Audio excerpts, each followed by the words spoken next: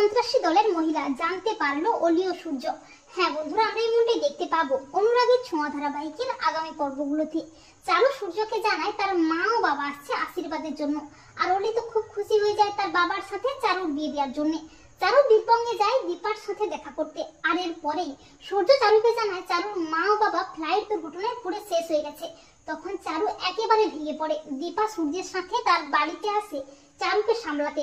এরপর দীপা সূর্যকে একসাথে দেখে অলি তো প্রচন্ড ক্ষেপে যায়। অলি আবারও তার মাকে অপমান করে তাড়িয়ে দেয়। অলি চারুকে তার বাবার সাথে বিয়ে দেওয়ার জন্য উঠে পড়ে লাগে। এরপর হঠাৎই একদিন অলি দেখতে পায় চারু কার সাথে ফোনে কথা বলছে।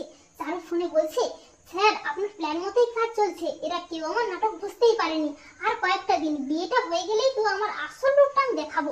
আর চারুর সব গোপন কথা শুনে চমকে ওঠে অলি।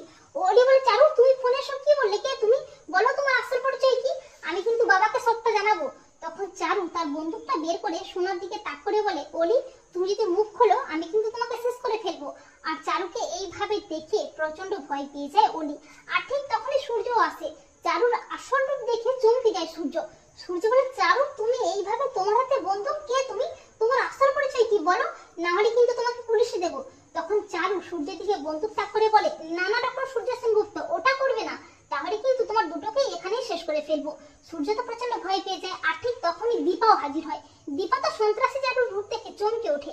তো বন্ধুরা, তোমরা এটাই চাও তো যে সন্ত্রাসী চারুর আসল রূপ যেন অলি ও সূর্যের সামনে আসে?